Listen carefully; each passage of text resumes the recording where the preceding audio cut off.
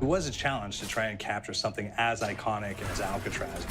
You know about this. This is arguably the most famous prison in the world, and now you're in it. Just the space, the physicality of it, because it's quite claustrophobic. When modern-day prisons are designed, they really consider not intimidating people or making the spaces, as least stressful as possible. Well, Alcatraz didn't suffer from those restrictions. They did the research, they went out, studied Alcatraz, not just from books or internet. They were actually there to feel the environment, so it really sets a mood that gets you a little spooked. Well, we kind of started with the base layout of Alcatraz. The entire island we ended up roughing out in kind of a white box form, and then figuring out what play spaces we wanted to use out of that, what would be the most interesting areas to play in, and the connections between spaces, and spaces that the public doesn't necessarily get to go into. We really did a lot of pushing to really enhance that psychological horror aspect that we're really looking for. And this is a really good opportunity to really tell something special. Like I got stuck right through the gates to hell! This time around, I feel like it's been identified that there are these side missions that you're going to go out and try to accomplish. Al and the rest of the groups put together this escape plan, but the point is to get the parts and assemble this plane so they can get off the island. We did something new for the first time. We have actually contextual music that goes off. So that's a first for zombies. And it's all based around this horror thriller aspect. Every location will have a specific stinger that you hear when you find it, when you discover it, when you start unraveling the story. We start building on the music that you're hearing, and it's really enhancing that experience and going along with it in parallel.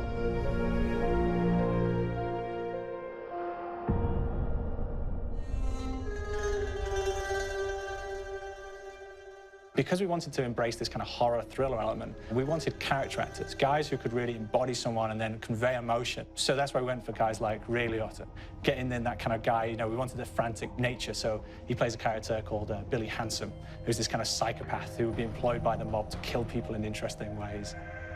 Chaz Palminteri, he plays a guy called Sal DeLuca, an old mob boss. Michael Madsen playing Finn O'Leary. He's kind of worked himself from the floor, from the streets. He's got his hands dirty in the blood and the guts a couple of times. And then we had Joe Pantoliano, and he plays Arthur Arlington, who's nicknamed the Weasel. Those guys, they bring a quality and a subtlety and timing that you can't really identify or try to recreate. Bring it on, dirtbags! You start off in the afterlife mode, and that's just going to be what's going on. You're going to try to solve the mystery from the second you start. Afterlife, to me, brings a new element, like a new puzzle element. It forces me to think a little bit more or look for the clues or kind of think of zombies on a slightly deeper level. You see clues throughout the map that tell you, ooh, perhaps if I'm in the afterlife, I can interact with this object, or there's some puzzle going on here that I need to be in the afterlife. Back east, I whacked a dirty dentist with one of these. Took forever, too. Alcatraz has a Civil War kind of fort background before it turned into a penitentiary. And so we had this kind of backstory, the idea that the warden would have collected Civil War weaponry. And one of them is a blundergat. It's a fictional weapon, but the idea of the combination between a blunderbuss and a Gatling gun.